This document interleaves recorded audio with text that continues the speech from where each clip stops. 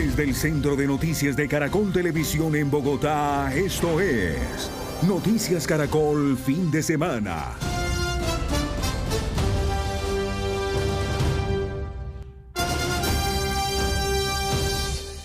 Buenas tardes, bienvenidos a la emisión del mediodía del fin de semana de Noticias Caracol. Primero la gente. Alejandra, la disputa territorial entre dos facciones de las disidencias bajo el mando de alias Mordisco y de alias Calarcá en el departamento del Guaviare dejó cerca de 30 muertos, al parecer disidentes, en medio de confrontaciones. Sí, señor. Los habitantes de este sector tienen miedo de lo que pueda suceder en la zona conocida como La Paz, tras una alerta de la posible presencia de artefactos explosivos. Nos vamos inmediatamente con Paula Belalcázar. Paula, cuéntenos qué se sabe hasta el momento y qué han hecho las autoridades en medio de este panorama. Alejandra, Pablo, buenas tardes. En las últimas horas, en medio de un Consejo de Seguridad extraordinario, se decidió que se va a disponer de un vehículo para recoger los cuerpos que están en el sector de La Paz. El Ejército, la Policía, la Armada y las autoridades del departamento continúan en un puesto de mando unificado permanente, sobre todo para lo que ustedes decían, verificar la alerta hecha por la comunidad ante la eventual presencia de artefactos explosivos. Fue por eso que un grupo de expertos en desactivar explosivos de la Brigada 22 del Ejército Nacional hace presencia a esta hora en esta zona. Estas han sido horas de angustia y miedo para cientos de personas que han tenido que afrontar la violencia de cerca por parte de estos grupos armados. Esta es la vereda Kuwait, en el sector de La Paz, una zona rural del municipio del Retorno en el Guaviare, a unas 2 horas del casco urbano. Allí, según las autoridades, se estaría librando una violenta disputa territorial entre dos estructuras de las disidencias, las de Calarcá y las de Mordisco, que este fin de semana dejó el asesinato de al menos 30 de sus hombres. Según un comunicado del Ejército, informaciones preliminares darían cuenta que los cuerpos corresponderían a presuntos integrantes de la subestructura Martín Villa del bloque Amazonas de la facción de Iván Mordisco. Allá hay una gobernanza armada por parte de estos grupos que además afecta enormemente la vida de las comunidades, la vida de las juntas de acción comunal, las lógicas de las economías locales, teniendo en cuenta que, por ejemplo, estas comunidades o el Guaviare fue uno de los primeros lugares donde estas disidencias empezaron, por ejemplo, a carnetizar a la población civil. El Retorno ha sido por décadas una zona de alta injerencia de las disidencias bajo el mando de Mordisco y que diferentes grupos armados quieren reclamar como territorio propio luego de que las extintas FARC salieran de allí. De acuerdo con expertos, lo que pasó en las últimas horas deja un mensaje claro de confrontación directa. Toda esta es una zona en disputa. Ya llevamos desde la ruptura entre ellos, la declaratoria de una guerra frontal. Esto ocurrió desde el año pasado, incluso desde el marzo-abril del año 2023, cuando sale Mordisco de la mesa en la cual yo estaba haciendo el papel de coordinador. Estos asesinatos, aparentemente a quemarropa, con tiros a pocos metros de distancia, son el cruel reflejo de una guerra que no descansa. Los cuerpos apilados sobre la vía y al lado una camioneta incinerada fueron retratados por pocos vecinos que se atrevieron a salir para ver qué era lo que ocurría. Comunidades y resguardos indígenas cuentan que tienen miedo de salir de sus casas por la violencia y ante una presunta alerta de presencia de minas antipersonal. La Defensoría del Pueblo hizo un llamado al respeto del DIH y también desplegó diferentes actores para duplicar los esfuerzos en territorio. ¿Quiénes son los fallecidos? Son jóvenes y con seguridad, y hay adolescentes menores de 18 años, algunos de ellos. Muy difícil, solo por las imágenes horribles que han sido divulgadas, hacer alguna apreciación de edad. Pero son jóvenes, el reclutamiento se hace desafortunadamente de niños entre 16 y 18 años. Alias Calarcá sigue sentado en diálogos con el gobierno nacional, pero su pelea por el acaparamiento de las tierras y las rentas de la economía cocalera continúa su curso. Simultáneamente, las disidencias de alias Mordisco quieren controlar esta misma zona del departamento del Guaviare. Precisamente hablamos con un líder social y defensor de los derechos humanos en el departamento del Guaviare. Su testimonio da cuenta de la grave crisis que afrontan las comunidades que han quedado en medio del fuego cruzado. Dicen que estas confrontaciones son frecuentes y que dejan decenas de muertos. comunidades indígenas confinadas, algunos desplazamientos por parte del campesinado, como usted nos estaba comentando. Usted no sé si ha tenido contacto directo con estas personas allí en este municipio. ¿Qué se está viviendo justo allí en esta parte del departamento? Tengo que decirle que no es la primera confrontación de este tipo y decirle también al país que la cantidad de muertos en esta oportunidad no fue tan grande como en ocasiones anteriores. En la primera confrontación hubo más de 100 muertos y hubo un escándalo en el que aparecieron solamente 21 que llevaron a, a medicina legal en la ciudad de Villavicencio. Tiene las comunidades confinadas. En este momento, por esa zona donde estuvo la confrontación del día viernes, no se puede circular. Las comunidades no pueden salir y es la única vía de acceso que se tiene hacia ese corregimiento, antiguo corregimiento que hoy es un caserío de La Paz. Pues los que salen corriendo el riesgo de que, además de preguntarles para dónde van, qué hacen, quiénes son, eh, y qué van a hacer, puedan ser o retenidos o cooptados para que servirles a estos actores armados que estén en control en el territorio. El tema de los menores de edad, que también es otro de los puntos que más preocupan a los colombianos. ¿Cómo se está viviendo? Yo no sé si de pronto usted tenga conocimiento de escuelas cerradas, de pronto si ya hay denuncias de reclutamiento forzado por parte de estos grupos armados. ¿Qué decir de esta lista? Pues listas como listas, uno no sabe es cuántos menores se fueron para la guerra, porque aquí no solamente están las disidencias, hacen presencia, también hace presencia los reductos del paramilitarismo, una cosa que se ha llamado ERPAC, Nueva Generación. También hay presencia del Clan del Golfo y en todos hay menores de edad. Y entonces, pues lo del reclutamiento ahí es a veces es más voluntario porque el muchacho quiere verse, en vez de vivir la miseria que viven en su casa, irse para el grupo armado porque por lo menos allá les garantizan la comida y la dormida. Y en otras noticias de orden público, luego de una reunión realizada en el municipio de La Llanada, esto en el departamento de Nariño, el vehículo de la subsecretaria de Minas de la Gobernación del departamento fue atacado a disparos. En este carro se movilizaba el equipo de la funcionaria, en donde por fortuna todos resultaron ilesos. A esta hora las autoridades avanzan en la investigación para esclarecer quién está detrás de este ataque, teniendo en cuenta que el gobernador Luis Alfonso Escobar ha denunciado en múltiples ocasiones amenazas en su contra. Paula, gracias por la información. 12 del día, 39 minutos. En las últimas horas, Cajibío, Cauca, fue blanco de varios ataques con explosivos. La onda expansiva dejó algunas viviendas afectadas. El hospital también sufrió daños. Vamos con Fernando Rojas. ¿Qué dicen las autoridades sobre este nuevo atentado en el departamento del Cauca?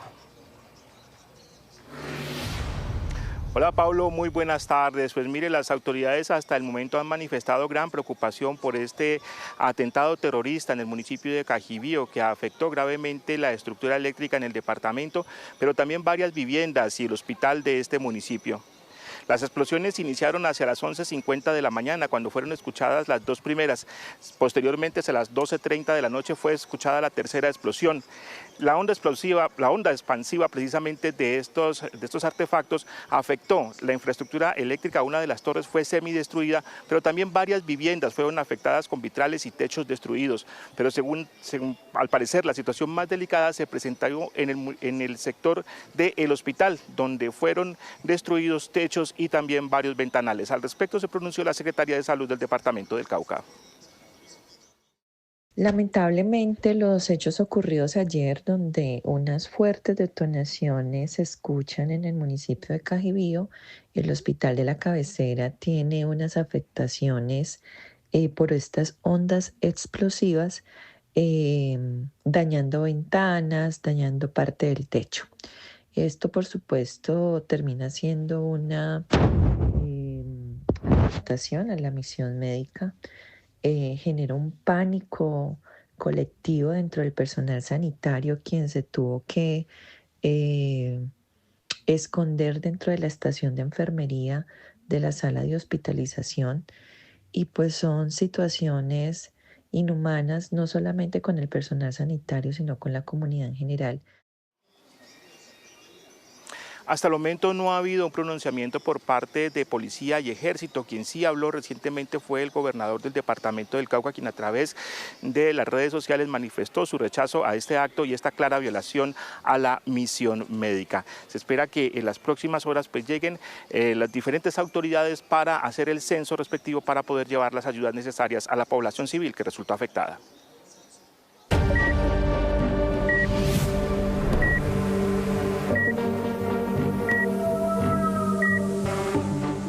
Y a las 12 del día 42 minutos vamos con otro panorama cada vez más doloroso, el del viacrucis de la salud en Colombia.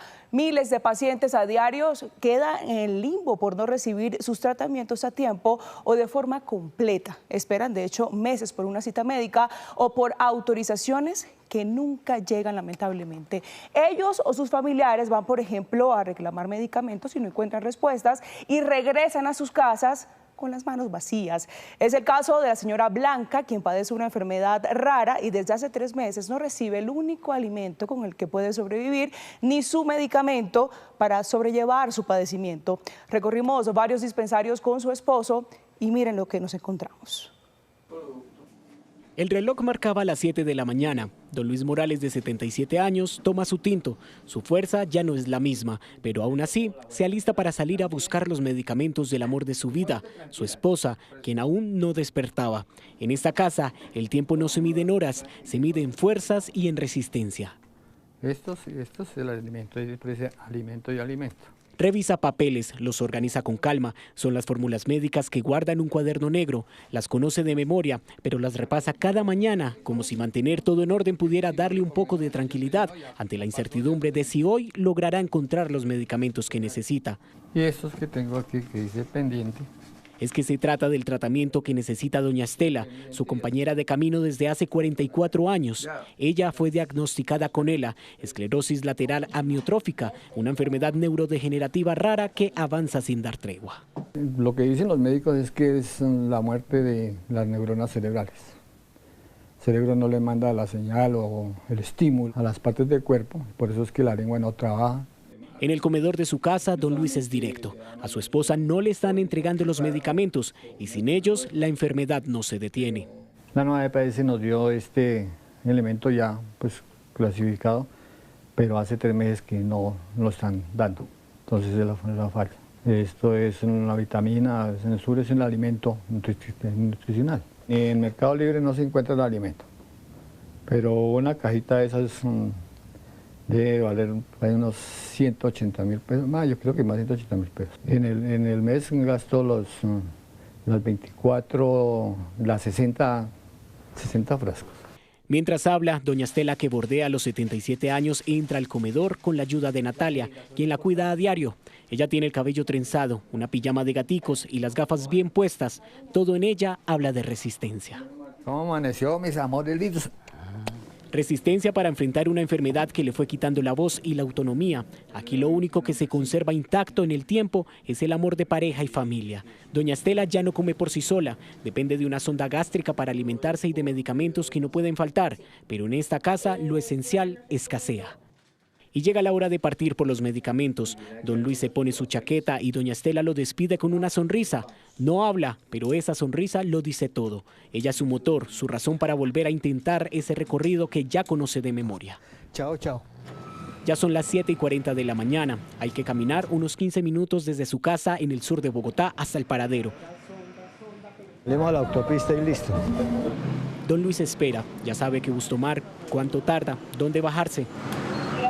Nos subimos al F7 y ahí comienza una vez más su viacrucis para conseguir el tratamiento de doña Estela. ¿Cuánto se demora usted en el trayecto de aquí hasta dónde vamos? Depende del tranco que haya en Venecia. Si no hay tranco, unos 20 minutos y son unos media hora. En el recorrido, don Luis evidencia la incertidumbre, esa de no saber si hoy volverá con lo que necesita su mujer para seguir viviendo. Él solo sabe que no puede dejar de intentarlo, que no se puede cansar porque en su caso no hay quien siga con la misión. Se estresa uno de nomás andar en estos aparatos, hablar con la gente, llegar y que no haya nada, pues más estrés, más. Y eso, pues yo me voy a enfermar. Pues yo estoy enfermo precisamente por eso, por el estrés. Y es que no es fácil olvidar que son muchas las veces en donde no hay respuesta. Por eso no suelta su cuaderno negro, donde se acumulan todas las fórmulas. Eso que este es el nuevo de este año, porque tengo el otro más viejito que ahí está toda la historia de los pendientes. En el 2025 fue complicado recibir los medicamentos. Tremendo, claro, desde octubre de 2025 no se está entregando. Y ahí hay un golpe también, es el tema de la plata, ¿no? Porque claro, lógico, porque el pasaje no hay cómo. Y llegamos al lugar donde usualmente reclama los medicamentos y el alimento para Estela. Don Luis entra con respeto y sin perder la paciencia, entrega las órdenes y espera. ¿Qué pasa con la nutrición? Porque no han llegado, su merced, por eso no se le ha entregado nada. ¿Y los medicamentos? Por eso, su merced, es que no EPS no ha enviado nada. Si ellos no envían, pues no tenemos que entregar eso. ¿Hasta cuándo es la oportunidad que llegue usted? No tenemos fecha, no han dicho absolutamente nada. Yo vine el 14 estamos a la espera también. Yo vine el 14 y dijeron que a partir del 16 ya. Hasta el momento no han notificado nada. Sí. Y ahí tiene pendiente que el alimento y el medicamento. El alimento, tiene los pañales, tiene ketiapina. Y nada hay. Y nada hasta el momento ha llegado. Gracias. No, nos vemos. No hay nada. Sí, aquí no.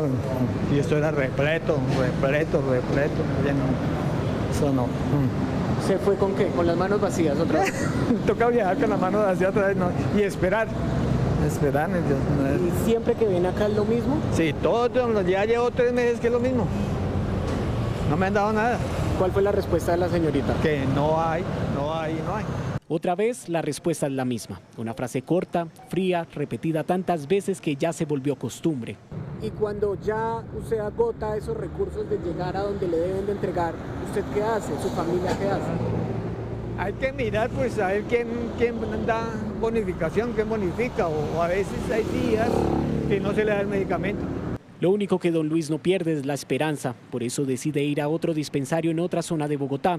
A ese sitio también lo acompañamos. Nos demoramos otros 30 minutos en llegar. ¿Y usted qué espera que pase acá? Espero que esté los medicamentos y el alimento de la señora Estela. Eso es lo que espero, porque siempre he venido y nada. Entramos, nos ubicamos en la fila en medio de una sala en donde, como él, hay pacientes y usuarios que esperan también recibir sus medicamentos. Llegar a ventanilla es lapidario. No, su merced, no ha llegado ese medicamento. Ya llevo 3 meses sin dormir. ¿Qué hago? Su merced, es que eso no depende de nosotros, depende de la EPS que no se ha puesto al día. Mientras la EPS se pone al día, no van a llegar medicamentos. ¿Y el Riosol que tampoco? Ninguno de los dos. Ya te revisé en el sistema y no. ¿Más o menos cuánto se puede demorar? Pues como le digo, pues eso no depende de nosotros, depende de la EPS que se ponga al día para que los laboratorios nos surtan de medicamentos. ¿Cuál fue la respuesta? Que hasta que la nueva EPS no autorice, no se le da nada. 2 negativas, 0 soluciones. Y un paciente que sigue esperando en casa a recibir su tratamiento. Don Luis decidió buscar en una droguería comercial uno de los medicamentos que, insiste, necesita para que su esposa pueda al menos dormir. ¿Cuánto me vale este medicamento? Si lo tienen o no lo tienen. Sí. Presentó las fórmulas y aquí sí tienen los medicamentos necesarios para doña Estela. El precio de la primera medicina es imposible de cubrir. 816.650 y para afiliado le aplica descuento. Pero si lo tiene. Pues sí se maneja, creo, no estoy segura, pero creo que es de alto costo. La ketiapina tiene un costo de 12.900 y te quedan 11.500. Bueno, Claramente solo logró comprar la segunda medicina con su propia plata, porque cuando el sistema falla, la carga recae en los hombros del cuidador. Y ahorita logró comprarlo, pero cuando no tiene, ¿qué pasa? Hay que recurrir a la misericordia de los vecinos, de los hijos, de la familia. Don Luis regresó a casa solo con un medicamento. Este no es un caso aislado, es la historia de cientos de familias en el país que enfrentan alguna enfermedad y además el abandono. El llamado es a las autoridades, a los ministerios de salud, que se ponga la mano en el corazón. Hay mucha gente que hace lo mismo y que no se da cuenta, no le tienen en cuenta. Que es el problema que nosotros tenemos, que a la comunidad no se le tiene en cuenta. Aquí el verdadero viacrucis es la espera, es la lucha diaria por algo tan básico como un medicamento o un alimento para seguir viviendo. Luis no se rinde, sabe que la próxima semana lo volverá a intentar porque cuando el amor cuida, resiste, incluso cuando el sistema de salud no responde. Esteban Bejarano es el periodista detrás de esta historia. Esteban, buenas tardes. Si le parece, pasamos entonces de lo particular a lo general, porque como usted lo dice en el informe, el caso de doña Blanca Estela es uno que refleja en efecto la situación de cientos de pacientes en el país. ¿Cuál es entonces la radiografía hoy del sector salud en Colombia?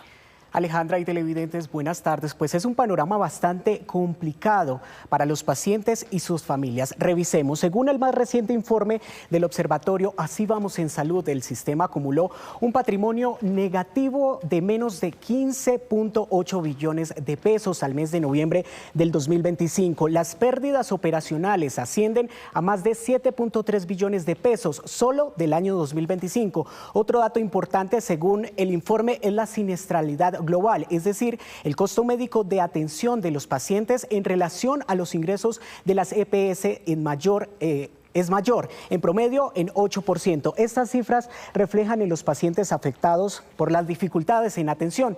Como se registra en esta historia, el impacto en los servicios de salud son bastante grandes. Un informe conocido por Noticias Caracol de la organización Pacientes Alto Costo revela que durante 2025 recibieron 8.598 quejas por fallas en el sistema de salud. El análisis da que el 83,8% de esas quejas es por la no entrega completa, continua o a tiempo de medicamentos de enfermedades crónicas. El segundo lugar de las quejas lo ocupa la violación al derecho por la demora en la atención y o la mala calidad, con un 5.86%, principalmente en la asignación de citas con especialistas. Y el tercer lugar es también la demora y no autorizaciones de diferentes trámites y servicios médicos, con un 3.94%, específicamente por el mal funcionamiento de las plataformas virtuales de las EPS o los centros de llamadas. El documento advierte que esta situación estaría directamente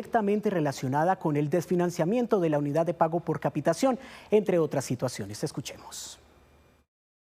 Lo que significa de una u otra manera que el victimario ha sido la EPS en las decisiones que ha tomado por el no pago a los gestores farmacéuticos y a las IPS que atienden a los pacientes.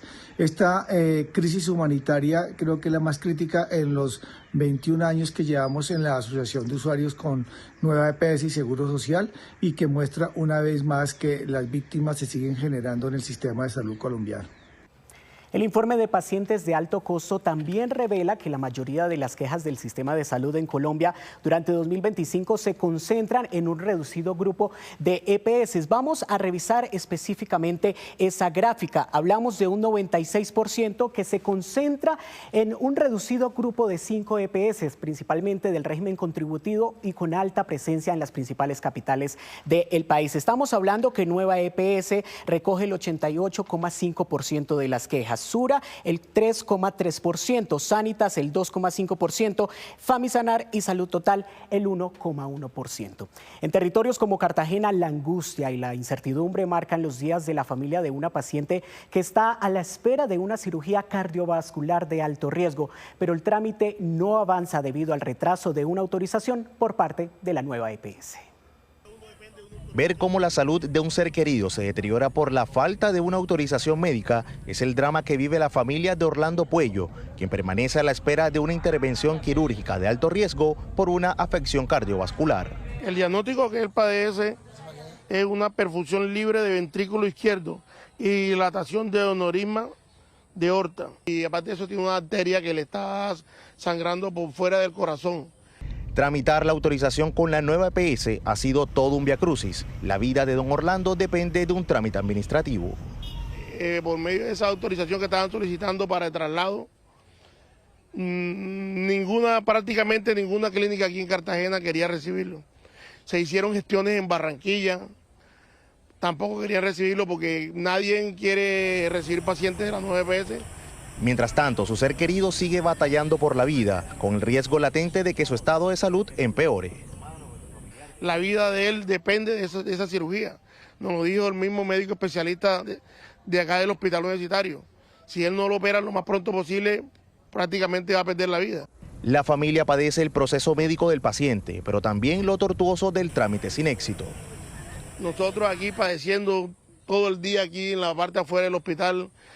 Inclusive uno se altera, se desespera, tiene inconvenientes porque no dejan entrar, que no dejan subir, que esto, que lo otro, pero son situaciones que uno en el momento se padecen debido a toda la situación que se está presentando.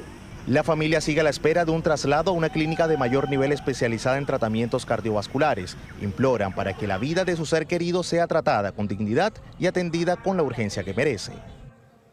Entre tanto, en diálogo con nuestro director Juan Roberto Vargas, en Sala de Prensa Blue de Noticias Caracol en Vivo, el vocero de Pacientes Colombia, Denis Silva, hizo una radiografía de la crisis de la salud en el país y de la situación específicamente en la nueva EPS. Dijo que más de 11 millones de usuarios de esta EPS están en riesgo y que aunque billones de pesos son girados a la EPS, el pago no se ve reflejado en la atención, lo que genera, por supuesto, un grave problema para los pacientes. Esta es una parte de la entrevista.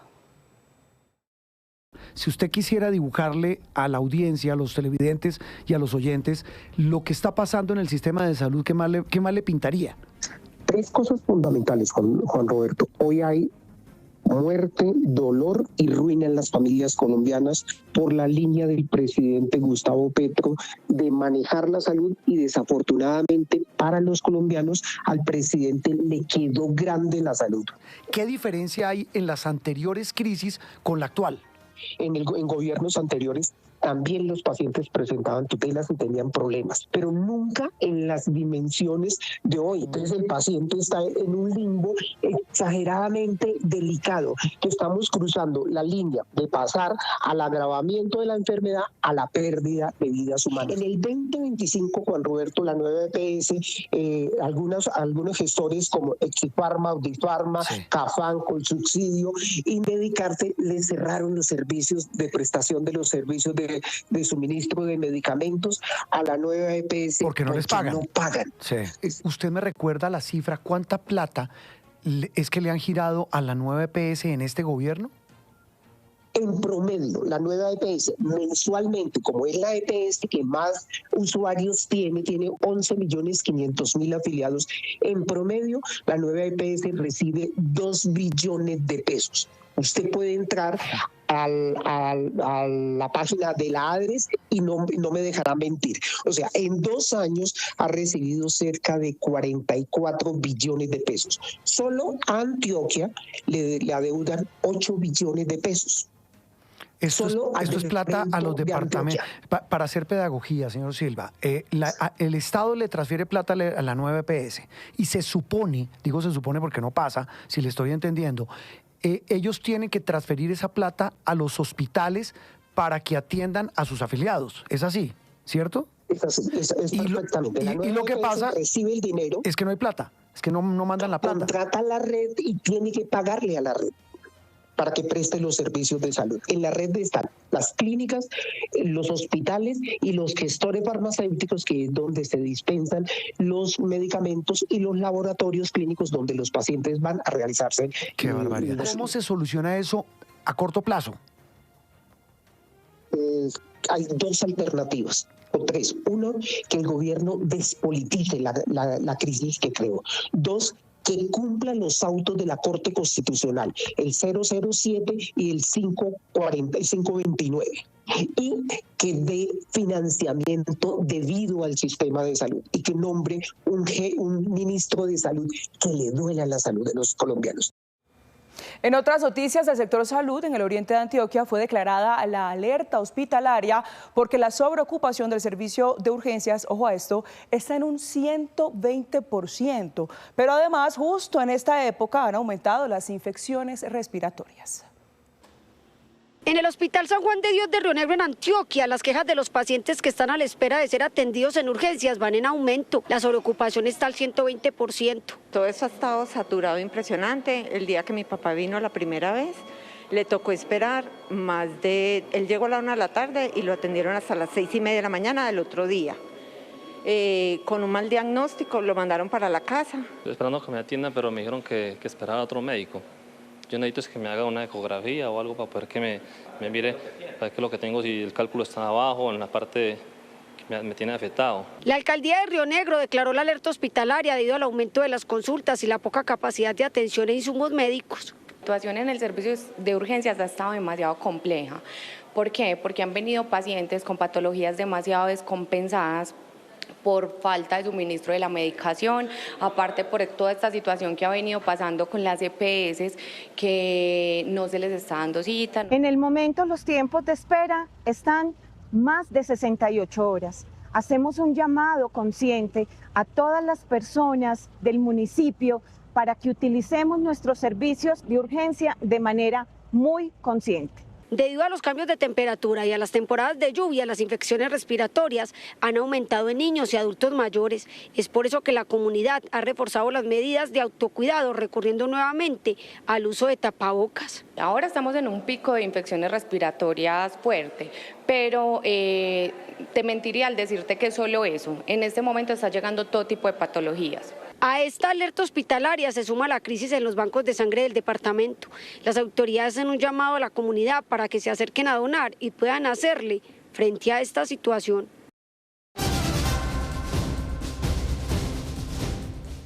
Una de la tarde, 5 minutos. En otras noticias, zonas clave de la reserva Tomás Van der Hamen, áreas que deberían permanecer protegidas, fueron arrasadas. Noticias Caracol acompañó el operativo de las autoridades ambientales que evidenció la dimensión del daño que hicieron unos privados para, según la CAR, adecuar el terreno con fines recreativos. Entre el amplio verde que cubre las montañas, los bosques y los corredores naturales de la sabana de Bogotá, se extiende la reserva Tomás Van der Hamen, un ecosistema que alberga fauna, flora y una biodiversidad clave para Bogotá y municipios aledaños. Considerada pulmón ambiental, la reserva conecta los humedales de La Conejera y Torca Guaymaral, desde los cerros orientales hasta el río Bogotá. El Ministerio de Ambiente la declaró como área de protección ambiental.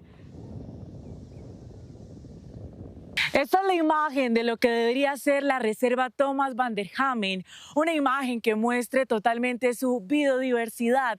Sin embargo, estas intervenciones, que ya cuentan con sanciones por parte de la autoridad ambiental, hacen que el terreno se vea así, totalmente afectado con todo tipo de residuos, asfalto, cemento y hasta plásticos, que con el tiempo van a hacer que este terreno quede totalmente infértil.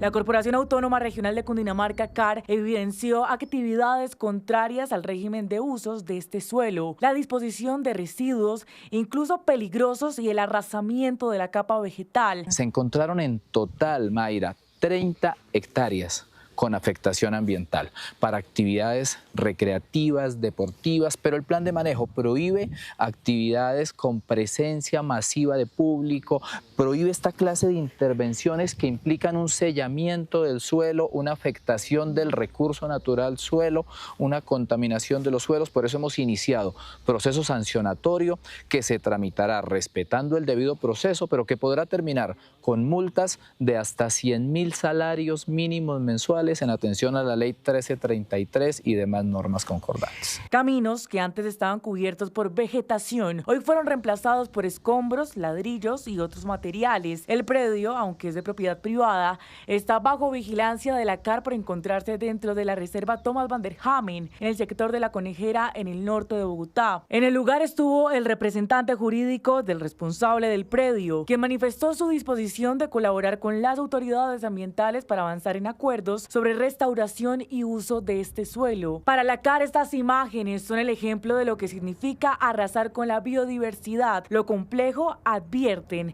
es devolver a su estado natural un terreno que hoy se ve así. Son grandes procesos de restauración que pueden llevar más de 10 años en este área de aproximadamente unos 10 a 30 hectáreas. Entender la dimensión de este tipo de actuaciones, señalan, va más allá de las sanciones. El cambio climático sí existe. Cada vez los ciudadanos de Bogotá debemos entender que el área rural de Bogotá debemos protegerla. Esa es una función de la Corporación Autónoma Regional de Cundinamarca y no puedo yo estar haciendo levantamiento de capa vegetal y disponiendo RCDs. Basura fue básicamente lo que impusieron en este terreno. En esta zona, la meta es consolidar un bosque urbano que garantice la conectividad entre los cerros orientales y el río Bogotá, mejorar la calidad del aire y, sobre todo, conservar la diversidad de especies que habitan en este ecosistema.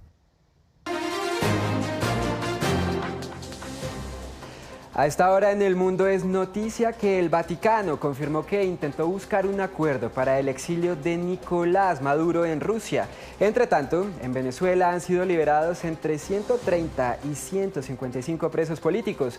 Más de 700 personas aún esperan por su libertad, mientras que sus familias exigen que se acelere este proceso.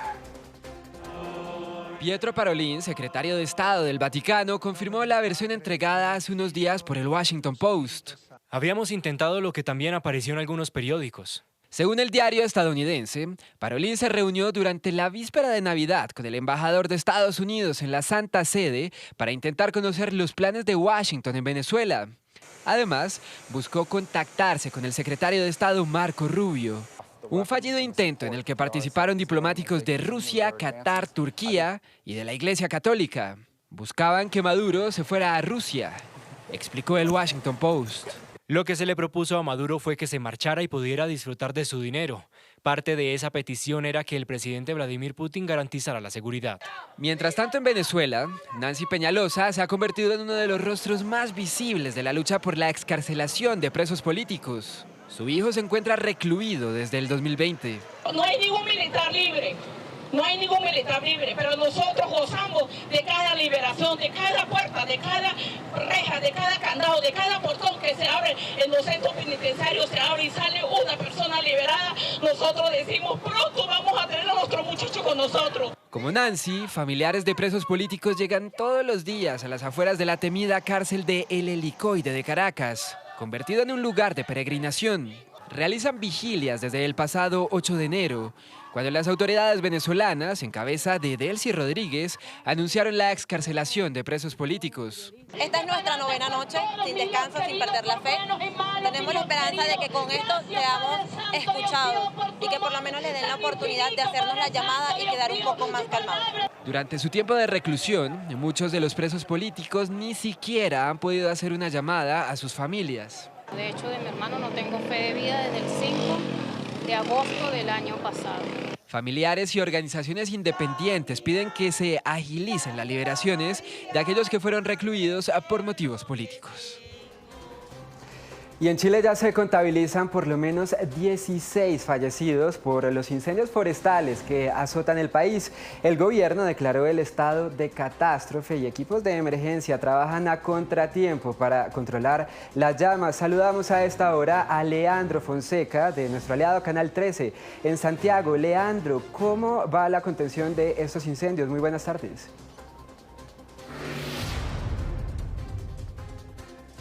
Buenas tardes, Andrés. Las noticias que llegan desde los últimos minutos no son para nada favorables, Andrés, debido a las condiciones climáticas que no han permitido en este momento combatir de mejor forma este incendio con los más de 30 cuerpos de bomberos que en estos momentos se encuentran desplegados en las zonas afectadas de la zona centro-sur de Chile, en este caso específicamente la región de Ñuble y la región de Concepción, donde se mantienen 14 focos de incendio activos. Tú lo comentabas, ya el gobierno hace escasas horas confirmó 16 personas fallecidas por producto de estos siniestros y que en estos momentos entonces mantiene desplegado todo un equipo de manera terrestre como también de manera aérea con el combate al menos de 24 aeronaves en estos incendios que se han ido propagando rápidamente. Los primeros reportes aparecieron incluso en publicaciones de redes sociales de vecinos de la zona del Irquén, una de las zonas más afectadas, que allí grabaron con sus celulares y a eso de las 1 a.m. donde se podía ver cómo las llamas de manera huracanada iban bajando hacia la zona de la planicie y es en esos momentos entonces que ya se activaron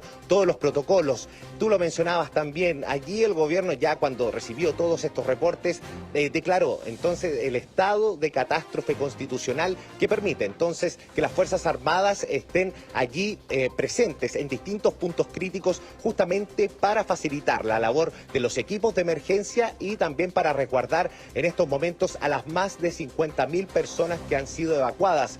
Comenzó como un incendio forestal, y rápidamente, debido a su propagación, llegó a distintos poblados, en este caso a Lirquén, Tomé y Penco, que son localidades que quedan a pocos kilómetros de la ciudad principal de la región del Biobío, que es Concepción. Estamos hablando cercano, a cerca de 600 kilómetros al sur de Santiago. Ya con toda esta información, entonces, por supuesto que las autoridades se vieron bastante preocupadas, incluso tuvieron una mesa de trabajo aquí en la capital, en Santiago, y allí pudieron anunciar las distintas tratativas y las distintas estrategias que van a aplicar a partir del día de hoy. Pero, ¿cuál es el gran impedimento de todo esto, Andrés? Es debido entonces a la temperatura que se ha generado durante esta jornada. A eso de las 15 horas se esperan cerca de 36 grados y con una humedad del 15% y también de 30 kilómetros de viento, en este caso de kilómetros por hora del viento, que no ha facilitado entonces los trabajos de los equipos de emergencia, y es por eso que entonces el presidente Gabriel Boric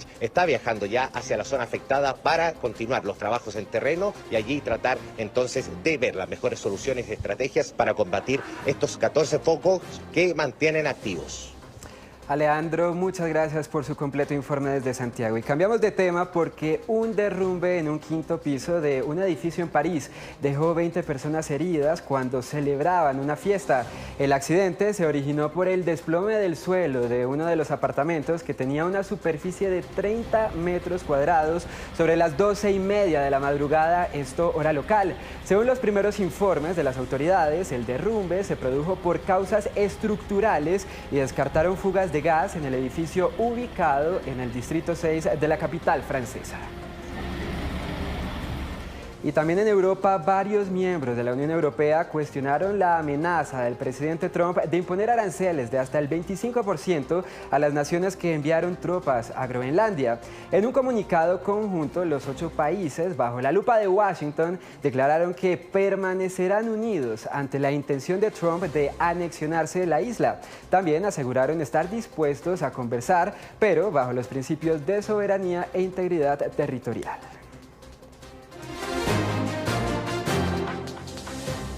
A esta hora el CTI investiga el homicidio de un hombre en el municipio de Yumbo. La víctima fue identificada como Francisco Javier González. Según el cuerpo de investigación, el hombre se movilizaba en horas de la madrugada en un vehículo cuando fue interceptado por 2 hombres armados que le propinaron 3 disparos. Metros más adelante pierde el control del carro e impacta a 2 viviendas, dejando graves daños materiales. Con él viajaban 4 personas más que resultaron gravemente lesionadas y están siendo atendidos en el Hospital Buena Esperanza del municipio de Yumbo. A esta hora las autoridades investigan quién estaría detrás de este nuevo homicidio.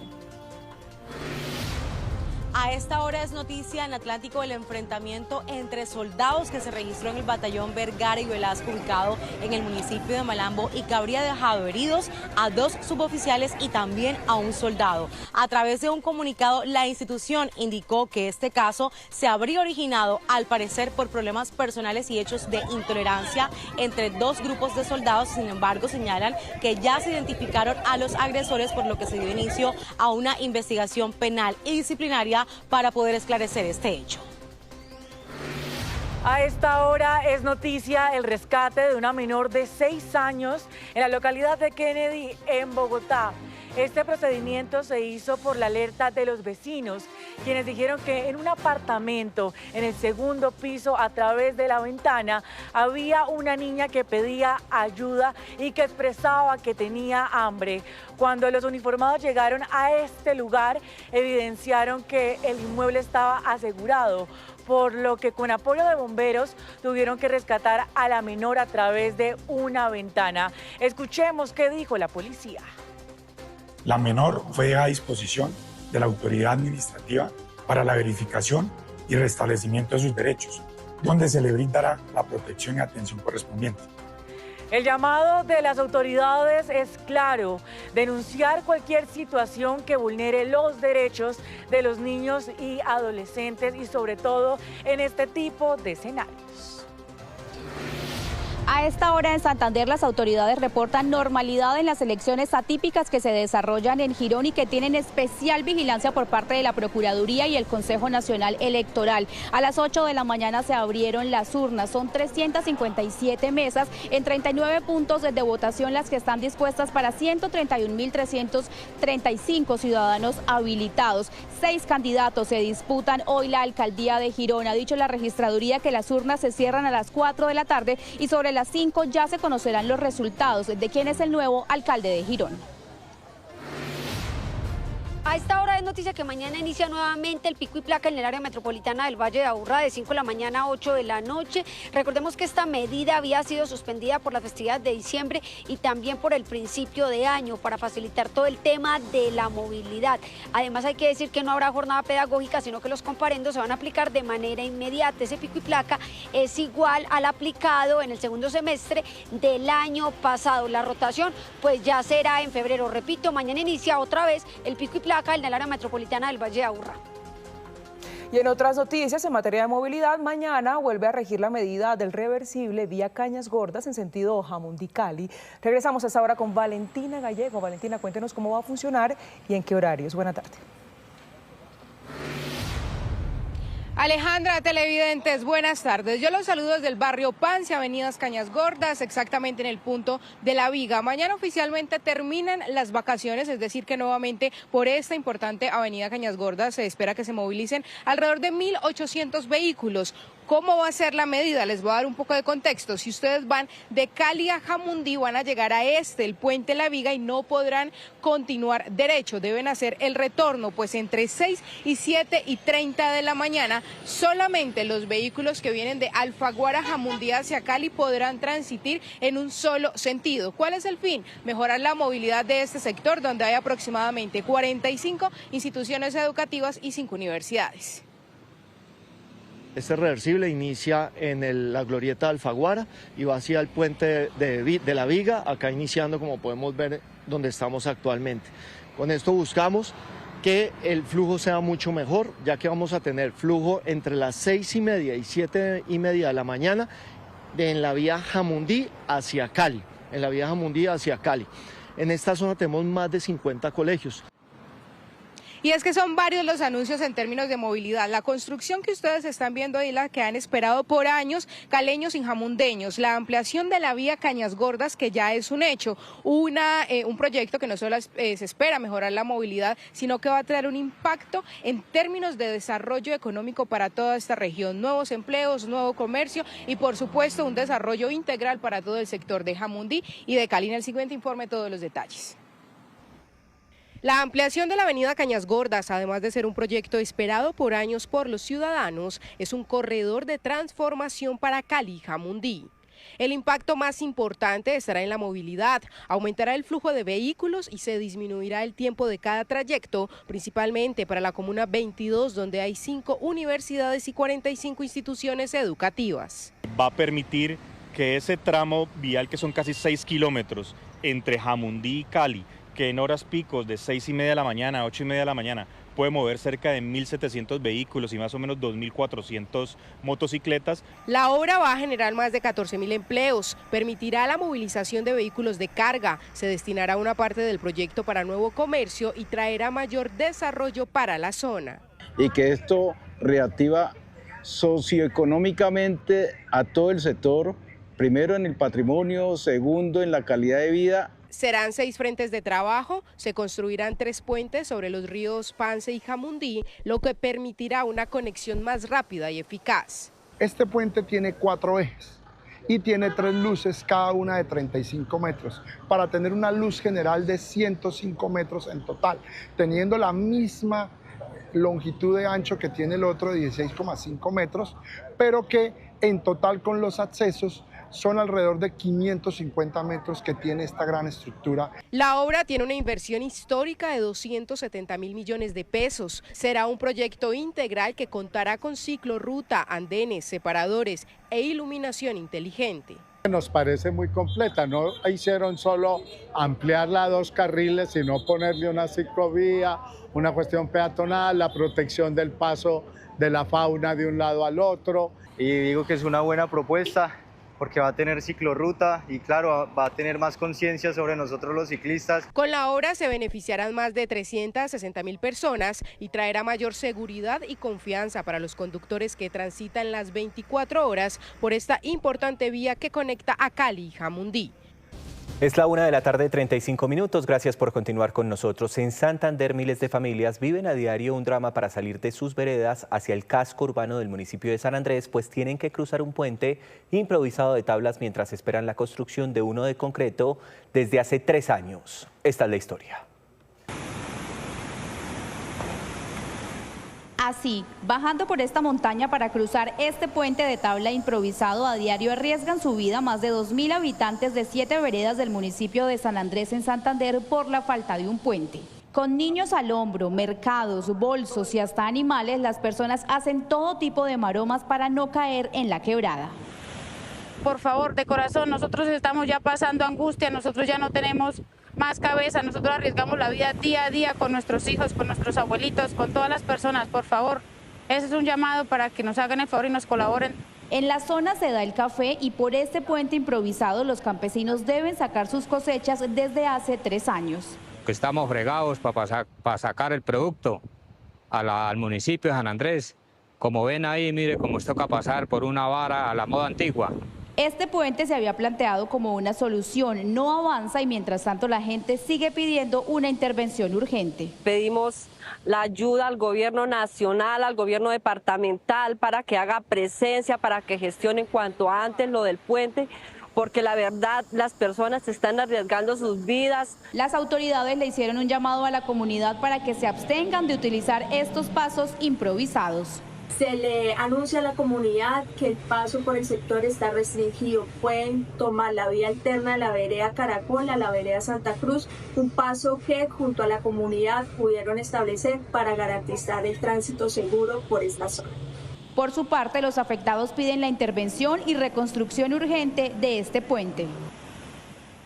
En grave estado de salud permanece un sacerdote retirado que fue golpeado, al parecer por unos vecinos, luego de que el hombre les pidiera que le bajaran el volumen a la música.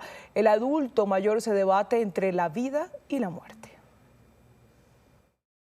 Él es Jader de Jesús Cárdenas, de 65 años, un sacerdote retirado que hoy se debate entre la vida y la muerte en la clínica León 13 de Medellín. Según sus familiares, fue golpeado luego de pedirle a algunos de sus vecinos que le bajaran al volumen de la música. Él se encuentra en su vivienda viendo televisión cuando de repente se encuentra con un estruendo en su casa y ve que hay unas personas allí de las cuales pudo identificar y fue atacado. Él intentó correr, pero nuevamente lo trajeron de vuelta al sitio de la habitación y pues allí le dieron con escombros y objetos contundentes. La casa de este adulto mayor, ubicada en el municipio de Bello, fue destruida, como lo muestran estas fotografías.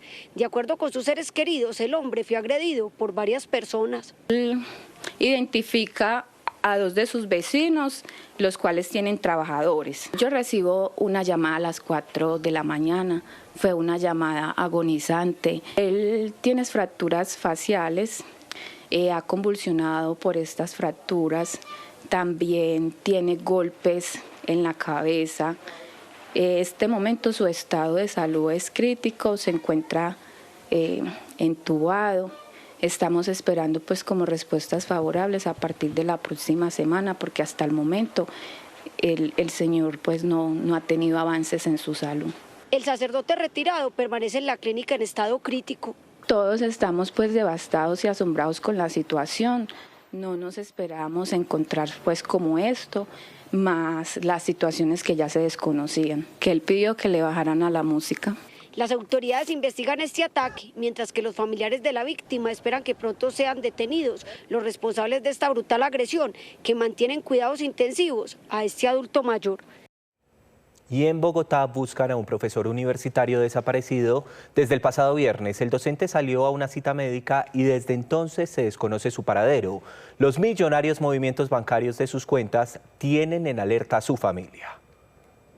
Esta es la última imagen que se conoce de Neil Felipe Cubides, profesor de la Universidad de Externado, padre de familia y docente dedicado durante años a la vida académica. Un profesor apreciado por estudiantes y colegas. El pasado viernes en la mañana salió de su casa junto a su esposa y su hijo, rumbo a una cita médica. En diálogo con Noticias Caracol en Vivo, Denis Alfaro, esposa de Neil Cubides, relató los días de angustia que han seguido a su desaparición. Y le dije a mi esposo, vete para la casa y descansas que mañana tienes que trabajar. Mi esposo sale de la clínica por urgencias pediátricas, según lo que me dicen de los videos. Mi esposo salió, cruzó la carrera 15 y cogió un taxi. De ahí no se sabe nada más de mi esposo. Uno de los elementos que más inquietud ha generado en la familia son los movimientos registrados en sus cuentas bancarias. Según los reportes que su esposa logró identificar en el correo de Neil, que ese viernes, desde la 1:25 de la madrugada comenzaron las transacciones. Se registró el retiro de 2 millones de pesos, un minuto después otros 4 millones y hacia la 1:51 de la madrugada una compra por 250,000 pesos. Manejo yo misma la hipótesis de es que le hicieron el paseo millonario, pero no entiendo por qué no lo han soltado. Mientras avanza esta investigación, la principal pregunta de la familia del profesor del externado es saber qué pasó con él, lograr su regreso a casa. Yo creo que ya tuvieron lo que querían.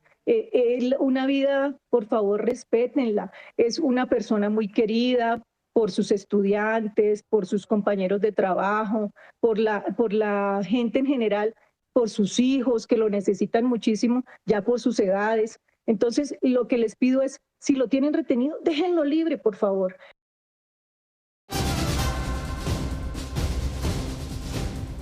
Noticias Caracol habló con el magistrado de la Corte Suprema de Justicia encargado de la determinación que prohíbe el despido sin justa causa para trabajadores del sector privado cuando estén prepensionados. El fallo tiene detalles que deberán tener en cuenta los empleadores. Rocío Franco. ¿Puede un trabajador del sector privado ser despedido faltándole 3 años antes de cumplir la edad de retiro, que es de 57 para las mujeres y 62 para los hombres? Esa pregunta la respondió la Corte Suprema en un fallo de la Sala Laboral y señaló que está prohibido este tipo de despidos.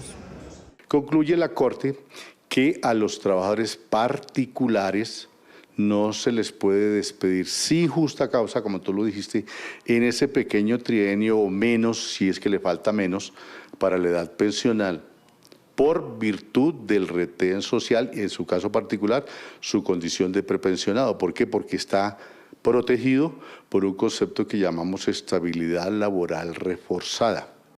Dice la Corte que estos 3 años de estabilidad laboral reforzada es una garantía para quienes ya tienen las semanas y así evitar despidos, alegando que con vínculo o sin vínculo laboral resultarían pensionados. En esos 3 años puede completar la densidad de semanas de cotización para pensionarse, tiene la protección. Y obviamente lo que está diciendo la Corte Suprema, si este es un trabajador que permanece vinculado, pues obviamente va a ser aportante al sistema de seguridad social y va a poder pagar esos aportes que le corresponden y completan las semanas de cotización que se requieren para que cumpla la edad pensional y se vaya pensionado, que ahí sí aparece la justificación legal de ser despedido. La Sala Laboral señala que se tomó la determinación frente a estas personas a las que les falta 3 años de jubilación, teniendo en cuenta que entran en una posición vulnerable, su situación de salud y las pocas oportunidades para conseguir un trabajo. Si no, la pregunta es, ¿se puede ser despedida a los 55 años en tu caso? La pregunta es, ¿a dónde sales a trabajar? El mercado laboral colombiano muestra altísimo desempleo y si lo tomas en sectores etarios, o sea, por edades, obviamente las edades mayores son las que demuestran casi que yo diría en ciertos momentos casi que 0 de probabilidad de vinculación laboral. Si no hay vinculación laboral, no hay producción económica, no hay aportación al sistema de seguridad social.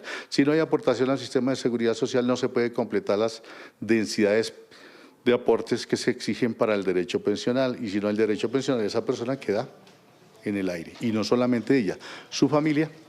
¿Pero cuáles son las consecuencias de incumplir este fallo? Pues se expone a que precisamente se diga esa desvinculación no procedía. Si aún esa persona está en términos previos a la edad pensional, pues obviamente hay que respetarle la vinculación laboral y eso significa que tiene que seguir vinculado laboralmente. Pero si ya se superó la etapa, lo obvio que es que esa persona ya esté pensionada y en ese sentido habrá habido un daño, una lesión y el concepto será eminentemente dinerario. Pero ojo, que si hay justa causa, el trabajador del sector privado, así le falten 3 años para la jubilación, podrá ser despedido. Continuamos con noticias del mundo. En Irán, el acceso limitado a Internet volvió este domingo, 10 días después de que el régimen impusiera un bloqueo a las comunicaciones en medio de masivas protestas. Grupos de derechos humanos denunciaron que el apagón del servicio buscaba encubrir la represión del régimen que cobró la vida de miles de personas, quienes salieron a protestar por la crisis económica. Algunos reportes elevan a por lo menos 5.000 los decesos. En Guatemala, las autoridades retomaron el control de una cárcel de máxima seguridad un día después de que reclusos tomaran como rehenes a 45 guardias en 3 centros penitenciarios. El gobierno confirmó la muerte de 7 policías. Abraham Mendoza, de nuestro aliado TV Azteca Guatemala, nos entrega detalles. Abraham.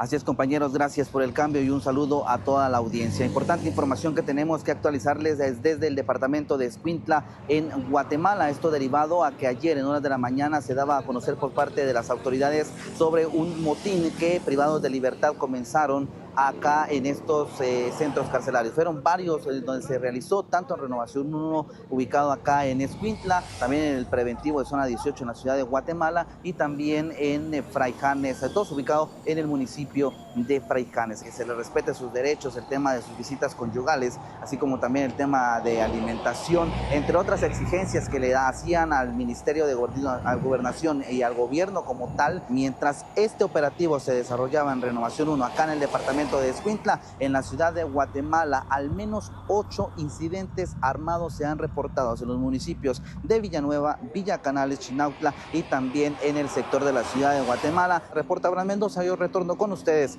al set principal. De otro lado, en Portugal se esperan los resultados de las elecciones presidenciales que buscan el reemplazo de Marcelo Rebelo de Sousa al mando desde 2021.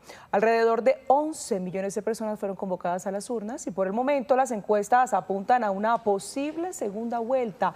11 aspirantes compiten en la contienda con un candidato de ultraderecha como favorito. Y en el norte de India, devotos realizan baños sagrados en ríos como el Ganges en medio de la celebración hinduista que marca el movimiento del sol hacia el norte. El festival Magh Mela, que tiene un mes de duración, está dedicado al dios hindú de la creación y es acompañado de baños en búsqueda de la limpieza de los pecados y deja llamativas imágenes. Multitudes en medio de rituales con pétalos de flores y fuego que son característicos de esta celebración por parte de los creyentes.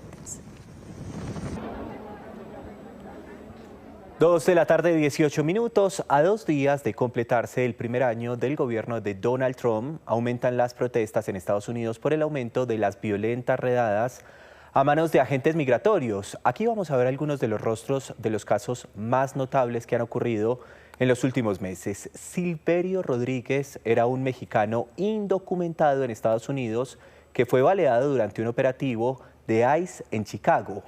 Según el reporte oficial, el hombre intentó huir y las autoridades respondieron, pero denuncian que fue una respuesta desmedida. Esto generó protestas precisamente en los Estados Unidos. Un caso similar es el de Rennie Nicole Good, una estadounidense de 37 años de edad que murió luego de recibir los disparos a manos de un agente migratorio.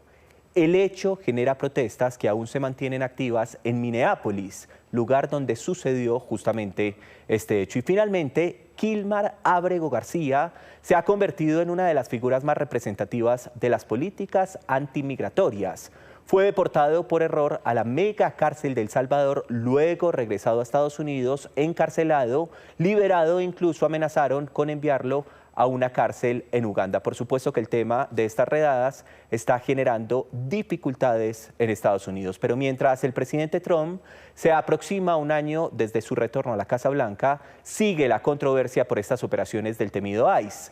Las redadas cada vez más violentas son el reflejo del endurecimiento de las políticas migratorias que cada vez reciben más críticas e intentos por abolirlas. Escenas como estas son habituales en las calles, donde las políticas de mano dura contra los migrantes se combinan con un récord de detenciones y tácticas cada vez más violentas. Estos agentes federales que secuestran a ciudadanos estadounidenses, ¿verdad? ¡Qué vergüenza! Secuestran, golpean y los dejan en Walmart a esos ciudadanos estadounidenses, pero también a sus vecinos. Las redadas del Servicio de Inmigración y Control de Aduanas, ICE, han derivado en enfrentamientos con manifestantes e incluso los propios estadounidenses y aquellos que se atrevan a grabar.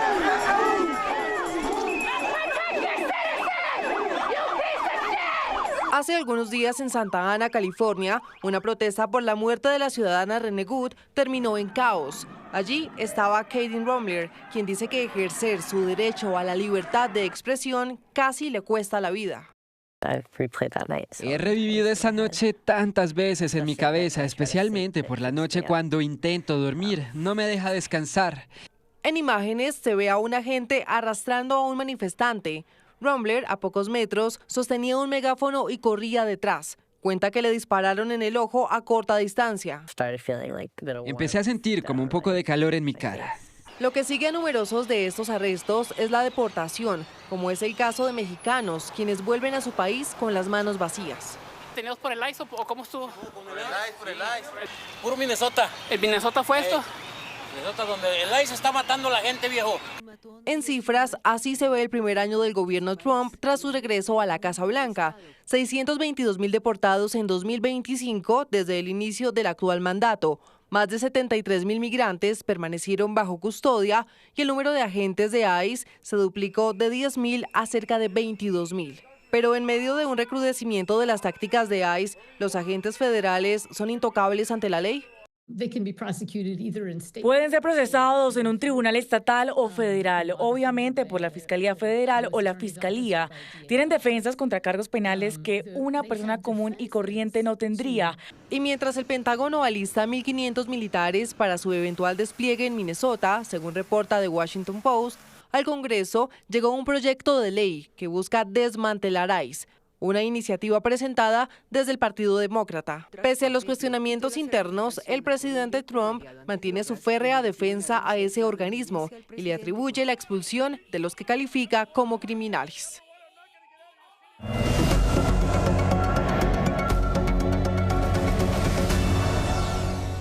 Buenas tardes. Momento de activar las coordenadas del radar de la política porque sigue muy activa la campaña por la presidencia. Comencemos hablando de Juan Manuel Galán porque desde San José del Guaviare, el candidato del nuevo liberalismo le pidió a los grupos armados no interferir en las elecciones y respetar el voto libre de las comunidades históricamente afectadas por el conflicto armado.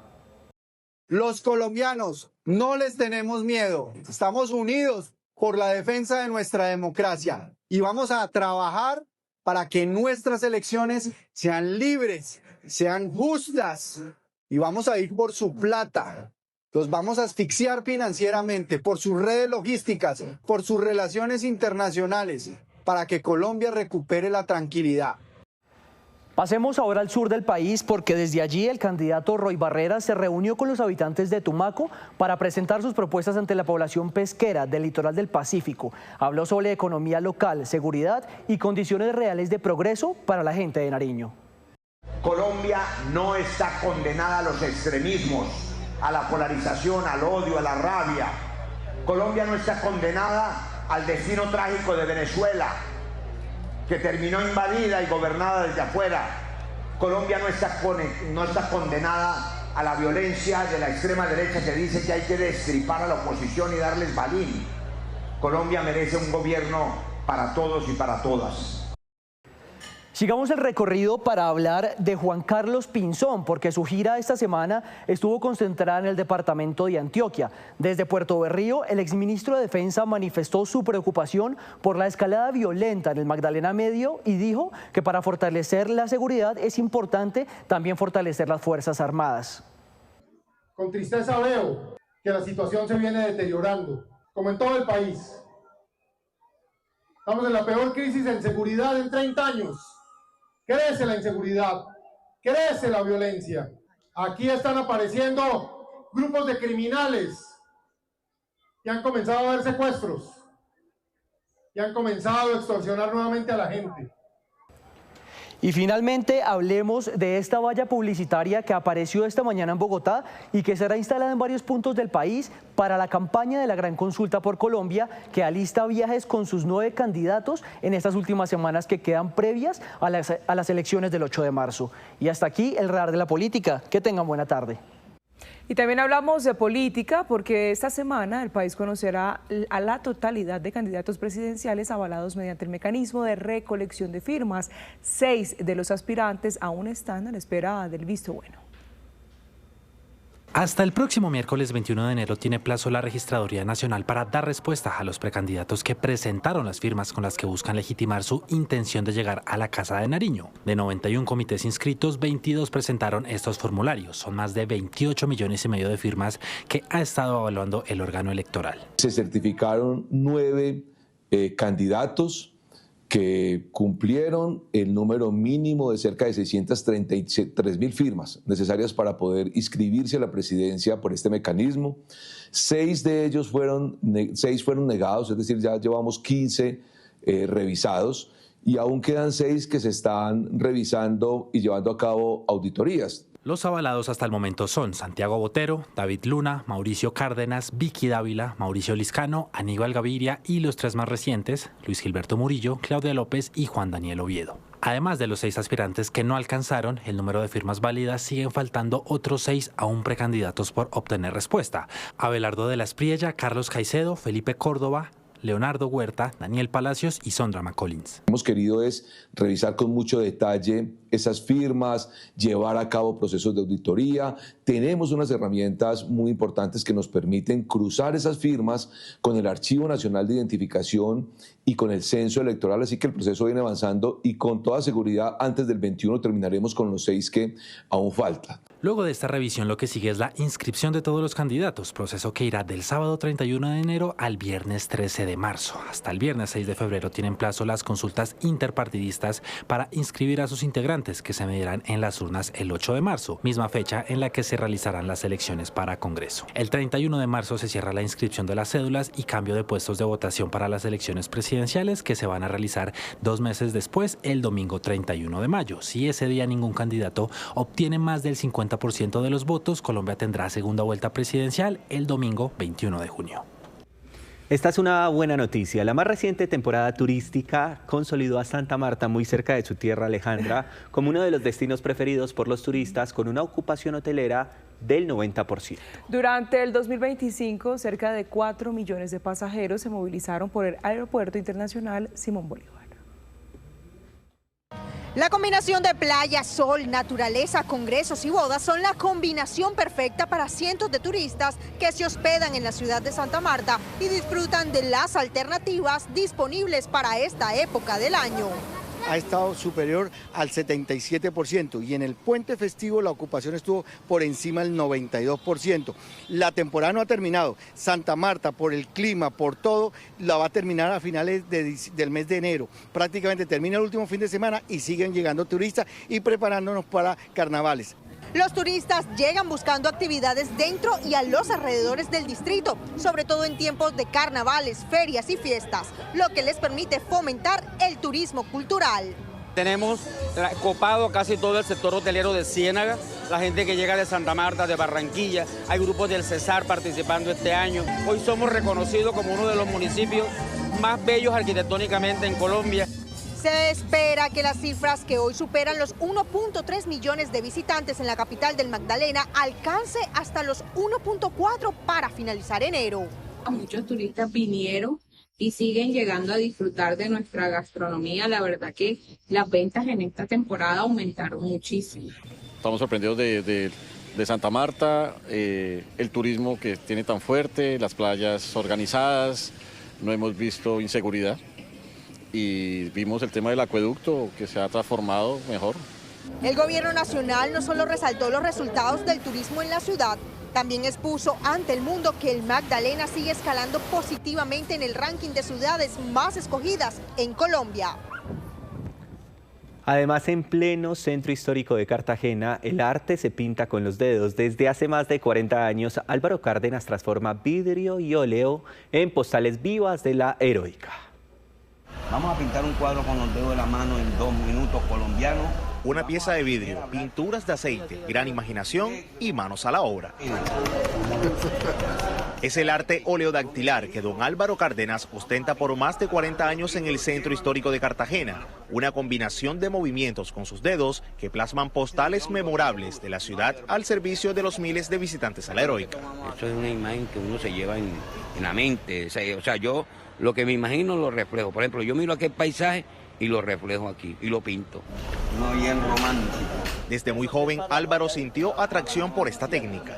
Y en la enciclopedia de leche venía un libro de inglés y venía un libro de pintura de esta técnica. Y yo le dije a mi papá que comprara la técnica, los libros, y me regalara la técnica.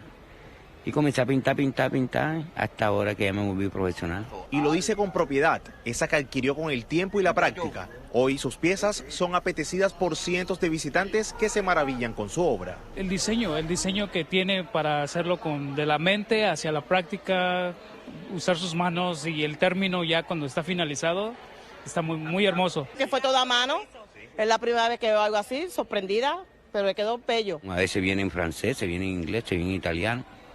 Vienen diferentes. Puerto Rico, vayamos a comer chicharrón con yuca. En el fondo, lo que más anhela es transmitir su arte a las nuevas generaciones. Para enseñar a los niños, ahora que estoy joven, porque ya me estoy viendo viejo, enseñar a todos los niños de Colombia, impulsemos esta técnica. Hombre, vamos a coger 500 alumnos, Álvaro, vamos a reunirlos en el parque, que todos pinten. Hombre, es una alegría para mí. Así no me paguen, pero yo quiero dejar esto en conocimiento aquí a Colombia. Don Álvaro se sitúa en las inmediaciones del Parque de Bolívar en el centro histórico, desde donde seguirá bregando por narrar a Cartagena a través del arte de sus manos. Y con talento caribe, talento colombiano terminamos. Estas fueron las noticias. Nos vemos a las 7 de la noche con una nueva edición informativa. Ya viene la red, somos Noticias Caracol. Primero la gente, feliz tarde para todos.